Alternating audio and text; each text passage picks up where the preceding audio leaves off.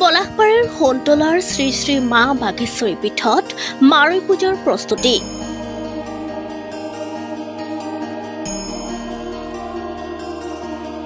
17 আগষ্টৰ পৰা 3 দিনীয়াকৈ চলিব এই মাৰৈ পূজা।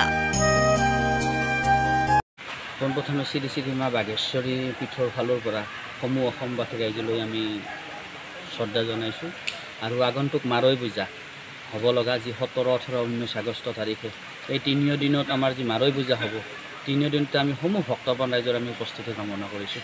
আচলতে শ্ৰী শ্ৰী মা বাঘেশ্বৰী পীঠত 1991 চনৰে পৰা আমাৰ ভক্তপ্ৰাণ ৰাইজে সোণতলা ৰাজহুৱা গাঁৱৰ প্ৰায় 11খন পাৰাৰ মানুহে লগ লাগি মাৰৈ পূজা ইয়াত আৰম্ভ কৰিছিলে আৰু এইবাৰ আমাৰ এই 34তম মাৰৈ পূজা। গতিকে 34তম মাৰৈ পূজাও আমি সোণতলা ৰাজহুৱা গাঁৱৰ বৰকুচি মালিপাৰা, বৰকুচি নাগপাৰা আৰু সোণতলাৰ সকলো গাঁৱে মিলি আমি ৰাইজে মিলি আমি মনসা পূজা পাতৰ কাৰণে আমি প্ৰস্তুতি আগবাঢ়িছোঁ। ইতিমধ্যে আমাৰ মৃন্ময় মূৰ্তিকে ধৰি মনসা মাৰ মূৰ্তিকে ধৰি ৰভাৰ কাম ইতিমধ্যে আৰম্ভ হৈছে। গতিকে আমি ৰৈ আছোঁ মাত্ৰ 15, 17, 18 আৰু 19 আগষ্টলৈ আগন্তুক মাৰৈ পূজালৈ আৰু ভক্তপ্ৰাণ ৰাইজৰ আমি উপস্থিতি আমি আন্তৰিকতাৰে কামনা কৰিছোঁ। নিমন্ত্ৰিত অতিথি হিচাপে কোন থাকিব? আমাৰ ইয়াত যিহেতুকে এইটো ধৰ্মীয় স্থল আমি সকলো ৰাইজকে নিমন্ত্ৰণ জনাওঁ। তাত আমাৰ বিশেষ নিমন্ত্ৰিত অতিথি বুলি নাথাকে, তথাপিও আমাৰ ইয়াত যিহেতুকে আমাৰ এই গুৱাহাটী লোকসভা সমষ্টি সাংসদগৰাকীকো নিমন্ত্ৰণ কৰিছে, পলাশবাৰী সমষ্টি, গতিকে আমাৰ মন্ত্ৰী, গতিকে এনেকৈ আৰু আমাৰ এই বুদ্ধিজীৱী বা আমাৰ ইয়াৰ পুৰোহিত, আমি গাঁও অঞ্চলৰ ওচৰৰ গাঁৱৰ সকলো ৰাইজৰ সভাপতি সম্পাদক সমন্বিতে আমি সমূহ ৰাইজকে আমি নিমন্ত্ৰণ জনাওঁ আৰু সেই অনুপাতে প্ৰত্যেক বছৰে ভক্তপ্ৰাণ ৰাইজৰ আমাৰ ইয়াত সমাগম হয়। এইবাৰো আমি আশা ৰাখিছোঁ আমাৰ এই অঞ্চলৰ দক্ষিণ কামৰূপৰে নহয়, অৱশ্যে আমাৰ ইয়াত বহু দূৰৰ পৰা অৰ্থাৎ উজনি অসমৰ পৰাও ভক্তপ্ৰাণ ৰাইজ আহে। গতিকে এইবাৰো আমি আশা ৰাখিছোঁ গোটেই অসমৰ পৰাই আমাৰ ইয়াত ভক্তপ্ৰাণ ৰাইজ উপস্থিত হ'ব। 19 তাৰিখে অনুষ্ঠিত হ'বলগীয়া মাৰৈ পূজাত আমি সমূহ ৰাইজক আমি অনুৰোধ জনাইছোঁ তেখেতসকলে যেন আমাৰ এই অনুষ্ঠানত অংশগ্ৰহণ কৰি আমাৰ মন্দিৰৰ সৌষ্ঠৱ বঢ়ায় আৰু লগতে আশা কৰিম আমাৰ মন্দিৰত যিসকল ভক্তপ্ৰাণ ৰাইজ আহে তেখেতসকলে যেন দিনৰ ভাগত আহি আমাৰ অনুষ্ঠানটো সফল কৰে। আপোনাৰ নাম? মোৰ নাম প্ৰবীণ নাথ, মই বাঘেশ্বৰী পীঠ পৰিচালনা সমিতিৰ সভাপতি। আনহাতে দেৱী মাৰ প্ৰতিমা নিৰ্মাণ কাৰ্যত এনেদৰে মৃন্ময় শিল্পী হিচাপে দেখা গ'ল এগৰাকী আইতাক। মোৰ নাম মিনু দাস আৰু কলনীত ঘৰ বৰকুচি কলনী। এনেই বাবাৰ লগত অলপ বনাং আৰু যেনে খাটাং আকৌ নকওঁ আৰু মই যে মই পাৰোঁ বনাব গোটাই নকওঁ আৰু এনেই আৰু লগত আৰু কৰি থাকোঁ আৰু দুজনীয়ে এই মাটি দিবাৰ পৰা দুজনীয়ে কৰি আছোঁ, মানুহ ধৰা নাই, দুয়োটাই ভাইটিটোৱে কৰি থাকে বেছিকৈ আৰু মই মাটি চাটি মাৰি দিওঁ আৰু ইপিনে হেৰিবিলাক কৰি দিওঁ, মাটি চাটি খুৱাইও দিওঁ। মানে আপুনি আপোনাৰ পুত্ৰৰ লগত কৰে? এইটো ল'ৰা, এটাই ল'ৰা, সেই ল'ৰাটোৰ লগতে কৰি থাকোঁ।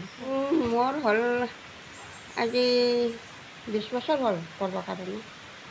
মোৰ স্বামী ঢুকাইছিল আজি 5 বছৰ হ'ল।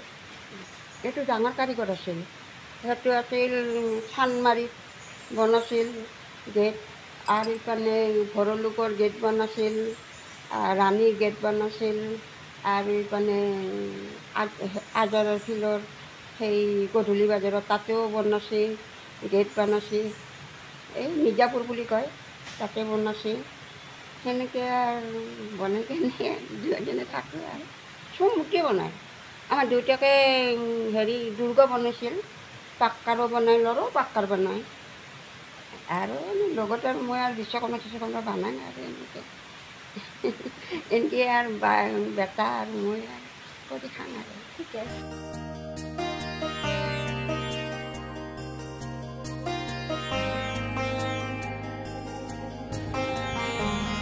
প্ৰত্নতত্ত্ব সঞ্চালকালয় আৰু মুখ্যমন্ত্ৰী হিমন্ত বিশ্ব শৰ্মালৈ বিশেষ অনুৰোধ বাঘেশ্বৰী পীঠৰ সমিতিৰ।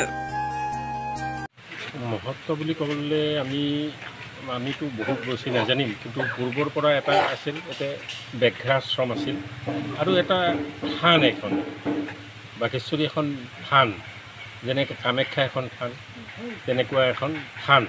আৰু এই থানৰ মহত্ব বুলি ক'ব লাগে আমি সৰুৰ পৰা আমি দেখা পাইছোঁ ইয়াত বহুত মহত্ব আছে, যাৰ ফলত আমি এই যেনে শাল আছে এখন বোৱা কটাৰ কাৰণে মানে শিপিনীবিলাক অপৰিণত অৱস্থাত সেই যদি শিপিনীবিলাকে সেই শালখনত তাত জোৰে আহি মানে অতি সোনকালে পাৰা হয় বুলি মানে এটা বিশ্বাস জনবিশ্বাস। আৰু তেনেকৈ আমাৰ সেই যিহেতু এটা আমি মৃন্ময় মূৰ্তি নহয়, এনে আমি বাঘৰ এটা ভগৱতী শিলৰে মূৰ্তি আছে। আৰু এই শিলৰ মূৰ্তিক আমাৰ দক্ষিণ কামৰূপৰ বিভিন্ন ৰাইজে আহি ইয়াত মানে পূজা পাতল কৰে। আৰু ৰাইজে আমাক কয় যে এই বাঘেশ্বৰী পীঠৰ আমাৰ পূৰ্বৰ ব্যক্তিসকলেও যিটো মাহাত্য, সেই মাহাত্যৰ কথা আমাক কয়। এইটো জনবিশ্বাস আৰু হয় যে মই এটা কথা ক'লোৱে যে আমি যেনে কামাখ্যাৰ দেৱীৰ যেনেকুৱা এটা আৰু এটি দেৱীৰ ভগৱতীৰ এটা অংগ পৰা বুলি আমাৰ এতিয়া কয়, সেইটো জনবিশ্বাস। প্ৰত্নতন্ত্ৰবিধে আমাৰ যিটো আৰ্ক'লজি ডিপাৰ্টমেণ্ট, সেই আৰ্ক'লজি ডিপাৰ্টমেণ্ট আজি 15-16 বছৰ আগতে আমাৰ এইখিনি কিছু ডেভেলপ কৰিলে। তাৰপিছত এতিয়া আৰু একো দেখা নাই। তাৰমানে এতিয়া জহি হৈ যোৱা অৱস্থা হৈছে। এজন কৰ্মচাৰী দিছে যদিও মানে সেয়ে যথেষ্ট বুলি ধৰি থৈ দিছে, কিন্তু একো ডেভেলপৰ কাম কৰা নাই। এতিয়া জহি হৈ যোৱাৰ অৱস্থা হৈছে। ভৱিষ্যতে আমি আশা কৰিছোঁ আৰ্ক'লজি ডিপাৰ্টমেণ্টে অলপ হেৰি কৰক, কাম কৰক। আৰু আমি টুৰিজিমকো অনুৰোধ কৰিছোঁ, টুৰিজিমেও তেওঁলোকে হেৰি কৰক, আৰু এই আমাৰ ইয়াতো চকু কৰক। আৰু টুৰিজিমে এটা ভাল এটা যিহেতু অনুষ্ঠান আমাৰ দক্ষিণ কামৰূপ নহয় সমগ্ৰ অসমৰে এইটো ঐতিহ্যপূৰ্ণ এটা স্থাপীঠ এখন। গতিকে আমি টুৰিজিমকো আমি অনুৰোধ জনাওঁ, তোমালোকৰ জৰিয়তে আমি টুৰিজিমকো অনুৰোধ জনাওঁ যাতে এটা আমাৰ অনুষ্ঠানটো এটা দেখনীয়াৰ কৰাৰ লগতে অঞ্চলটোৰ এটা ডেভেলপ কৰে।